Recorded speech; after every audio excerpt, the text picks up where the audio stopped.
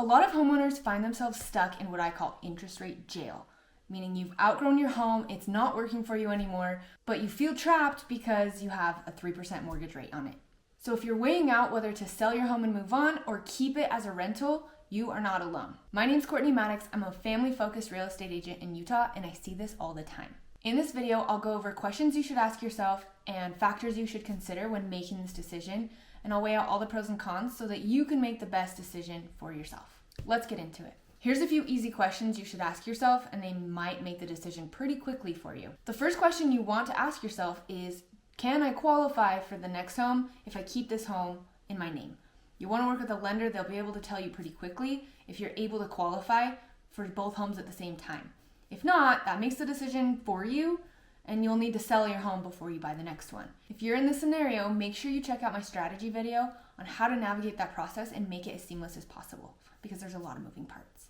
The second question I would ask myself right off the bat is, if you keep it as a rental, will rent payments cover your mortgage, your expenses, meaning taxes as they increase over the years, your insurance, any maintenance on the property? Are the rents going to cover all of that?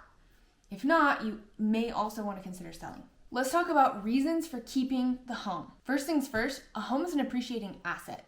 Homes, at least here in Utah County, appreciate about 3 to 6% every year. Another huge benefit of renting out the home is that if the rent payments are covering your mortgage, the loan is slowly being bought down every month by your tenants, which is great. If the rents more than cover the mortgage, then you now have a stream of passive income, which is amazing, and it can even help offset your new mortgage payment on the next house. Now, before you get excited about all of these benefits, there are some very important considerations that you need to know about. So don't stop the video until you hear them. And I would group these considerations into two categories. First category would be financial considerations. The biggest consideration that most homeowners don't know about until it's too late when they turn their home into a rental property is that after you've rented your home out for a few years, when you go to sell it later on, you can be hit with a massive tax called capital gains tax.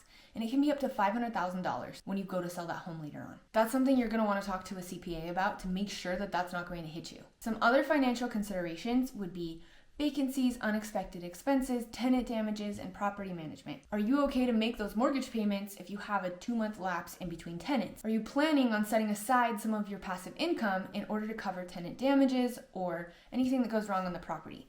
Remember, if you own 2 homes, you are going to have twice the home maintenance that you're responsible for. Is there room in the budget for property management? If not, are you willing to do property management? And this gets into what I would call lifestyle or emotional considerations of keeping your home as a rental property. Whether you have property management or not, landlording is not for everyone. I personally manage our 5 rental properties that we own, and I will tell you from personal experience, it can be a time and emotional bloodsucker. Because as a landlord, you are damage control, you are the complaint department, and you are fix-it-Felix. Pretty much everything is an emergency to the tenants, and you're the bad guy if you didn't get it done yesterday. It's a lot. I would make sure that you're emotionally prepared for that. There's also a time commitment that you may not have thought about. The time that it takes to find tenants, screen tenants, tour them through the property. Once you get the tenants, taking the time to do quarterly walkthroughs, the energy that you spend on chasing down any late payments, and of course you get looped into neighbor drama, roommate drama, all of that.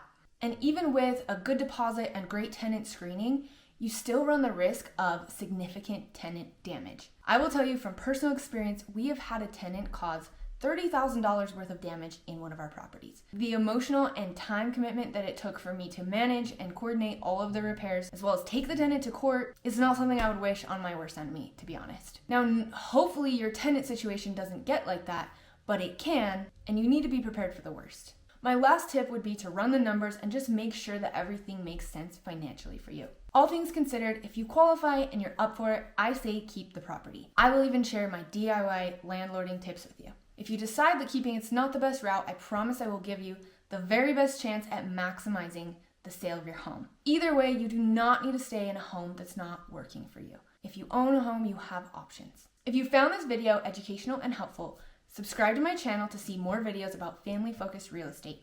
I will link my contact info and my calendar in the description below, so if you ever want to talk more about this and run through the options, I'm always available to help.